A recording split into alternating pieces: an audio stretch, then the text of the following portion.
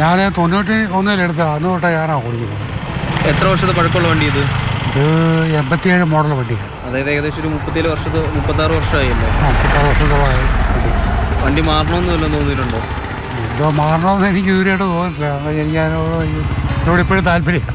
പിള്ളേർ വിവാഹം കഴിച്ചതും പിള്ളേരുടെ കാര്യങ്ങളെല്ലാം നടത്തി ഞാൻ ഈ വണ്ടി കൊണ്ട് ഈ വണ്ടി നമ്മളെ അങ്ങനെ ഹെൽപ്പ് ചെയ്തിട്ടുണ്ട് വണ്ടി. അതാണ് കൂടുതൽ ഇതിനോട് വണ്ടികൾ താല്പര്യം, സ്നേഹം. എൻ്റെ ഒരു വീട്ടിലെ അംഗത്തെ പോലെ. വണ്ടിയുടെ മെയിൻ്റനൻസ് അങ്ങനെയുള്ള കാര്യങ്ങളൊക്കെ എങ്ങനെ? കമ്പനി വണ്ടി നിർത്തുക, പക്ഷേ കമ്പനി പഴയ സ്റ്റോക്കൊക്കെ ചില സ്ഥലത്തൊക്കെ ഇരിപ്പുണ്ടെങ്കിൽ കിട്ടും. അല്ലാതെ ഭാരത ജില്ലയിലൊക്കെ പോയി മേടിക്കും. ഈ ഓയിൽ ചേഞ്ചിനൊക്കെ എത്ര രൂപയൊക്കെ ആവും? എഞ്ചിൻ ഓയിൽ 1/2 ലിറ്റർ ഓയിൽ പോകും. അതിന് മെക്കാനിക്കൽ പരമായിട്ട് വണ്ടിക്ക് പൈസ നമുക്ക് കുറവാണ്, പിന്നെ പണിയും കുറവാണ്. മറ്റുള്ളവരൊക്കെ ഈ പുതിയ വണ്ടി ഓടിക്കുമ്പോൾ പുതിയ വണ്ടി എടുക്കണമെന്ന് തോന്നാറുണ്ടോ? പുതിയ വണ്ടി ഓടിക്കണമെന്ന് എനിക്കിപ്പോഴും ഞാനിപ്പം ഇതെൻ്റെ ഒരു ആളാണ്. അത് കാരണം ഞാൻ അങ്ങനെ ഒരു ചിന്ത എനിക്ക് വരുന്നില്ല. കാര്യം വണ്ടി കാണുമ്പോഴും ഇതൊക്കെ ഉണ്ട്. അപ്പോൾ മറ്റുള്ള യാത്രക്കാർ പറയും ഈ വണ്ടി മാറാറായിട്ടുള്ളൂ എന്ന് ചോദിക്കും. നമ്മളത് ഗവനിക്കത്തില്ല, അങ്ങ് പോകും. ചിലർ കയറും, ചിലർ കയറത്തില്ല. ഇങ്ങനെയൊക്കെ ഈ ടെസ്റ്റിനൊക്കെ കൊണ്ടുവരുമ്പോൾ MVD ഒക്കെ എന്താ പറയാറ്? ടെസ്റ്റ് പറയും വണ്ടി മാറാറായില്ലൊക്കെ ചോദിക്കും.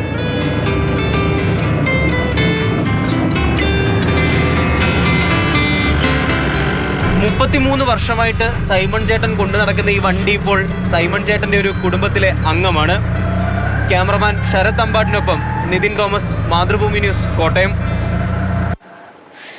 ഈ 3 പതിറ്റാണ്ടൊക്കെയുള്ള വണ്ടികൾ ഒരുപക്ഷെ പേഴ്സണൽ ആവശ്യങ്ങൾക്കുള്ള ചില വാഹനങ്ങൾ, ബൈക്കുകളൊക്കെ ചിലർ പൊന്നുപോലെ ഇങ്ങനെ വീട്ടിൽ നോക്കുന്നുണ്ടാവും. പക്ഷേ ഇത്തരം ഒരു ജോലിയുടെ ഭാഗമായിട്ടൊക്കെ ഇത്രയും വർഷം അത് ഉപയോഗിച്ച് പൊന്നുപോലെ കൊണ്ടു നടക്കുന്ന ഒരു അത്ഭുതകരമായ കാര്യം തന്നെയാണ്. അപ്പം നിതിൻ പറയും, നിതിൻ ഈ ഇത്രയും വർഷം പിന്നിടുമ്പോഴും അദ്ദേഹം വളരെ സംതൃപ്തനാണ് തൻ്റെ ആ പടക്കുതിരയിലും തൻ്റെ ജീവിതത്തിലും ഒക്കെ, അല്ലേ?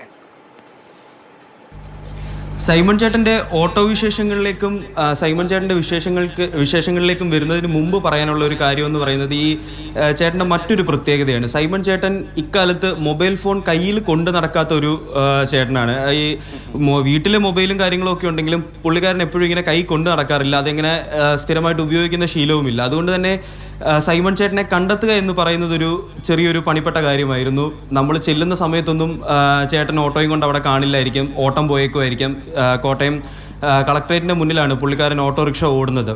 അപ്പോൾ അങ്ങനെ പിന്നീട് ഒരു ദിവസം നമ്മൾ ചെല്ലുന്നു, പുള്ളീനെ അവിടെ വെച്ച് കാണുന്നു, വിശേഷങ്ങൾ ചോദിച്ചറിയുന്നു. അതിനുശേഷം ഒരു ചെറിയ സ്റ്റോറി ചെയ്യുകയാണ് ഉണ്ടായത്. അപ്പോൾ ഈ ചേട്ടൻ്റെ ഓട്ടോ വിശേഷങ്ങളിലേക്ക് വരുമ്പോൾ 1987 മോഡൽ ഓട്ടോയാണ് പുള്ളിക്കാരൻ ഇപ്പോഴും ഉപയോഗിച്ചുകൊണ്ടിരിക്കുന്നത്. 1991 സൈമൺ ചേട്ടൻ ആദ്യമായിട്ട് ഈ ഓട്ടോ വാങ്ങുന്നതും അന്ന് മുതൽ ഇന്ന് വരെ കോട്ടയം കളക്ട്രേറ്റിൻ്റെ മുന്നിൽ തന്നെയാണ് ഈ ഓട്ടോ ഓടുന്നത്. അപ്പോൾ ഇത്രയും കാലപ്പഴക്കം, 37 വർഷത്തോളം കാലപ്പഴക്കമുള്ളൊരു ഓട്ടോറിക്ഷ നമ്മളിപ്പോൾ കാണുക എന്ന് പറയുന്നത് തന്നെ വളരെ അപൂർവമായിരിക്കും. അത് ഇപ്പോഴും ഓടുക, അത് ഓടുന്നത് മാത്രമല്ല അതിൻ്റെ ഉള്ളിലേക്ക് നമ്മൾ കയറുമ്പോൾ നമുക്ക് അത് മനസ്സിലാക്കാൻ സാധിക്കും ആ സൈമൺ ചേട്ടൻ എത്രത്തോളം ഭംഗിയായിട്ടും വൃത്തിയായിട്ടുമാണ് ആ ഓട്ടോ ഉപയോഗിക്കുന്നത് എന്നുള്ളത്. കൃത്യമായ സർവീസുകൾ ചെയ്ത്, കൃത്യമായ മെയിൻ്റനൻസുകൾ ചെയ്ത് ഈ ഓട്ടോറിക്ഷ മുന്നോട്ട് കൊണ്ടുപോയിക്കൊണ്ടിരിക്കുകയാണ്. ഇപ്പോഴും ഈ ഓട്ടോ ഉപയോഗിക്കുന്നതിന് സൈമൺ ചേട്ടൻ ഒറ്റ കാരണമേ ഉള്ളൂ. കാരണം 91 മുതൽ 2024 വരെ കണ്ടിന്യൂസ് ആയിട്ട് ഉപയോഗിച്ചു വരികയാണ്. ചേട്ടന്റെ കുടുംബത്തിലെ ഒരു അംഗമായി മാറിയിരിക്കുകയാണ് ഇപ്പോൾ ആ ഓട്ടോറിക്ഷ എന്ന് പറയുന്നത്. ഇത്രയും വർഷമൊക്കെ അല്ലേ ഒരു വാഹനം ഉപയോഗിച്ച് നമുക്ക് അതിനോടൊരു വല്ലാത്തൊരു ആത്മബന്ധവും ഒക്കെ തോന്നും. അപ്പോൾ ഒരു മകനെന്ന പോലെയൊക്കെ അദ്ദേഹം കൊണ്ടു നടക്കുകയായിരിക്കും. അപ്പോൾ അദ്ദേഹത്തിന് ആ വാഹനം അല്ലേ ഒരുപാട് സൗഭാഗ്യങ്ങൾ ഇനിയും ഉണ്ടാക്കട്ടെ എന്ന് നമുക്ക് പ്രതീക്ഷിക്കാം, ആശംസിക്കാം. ശരി നിതിൻ.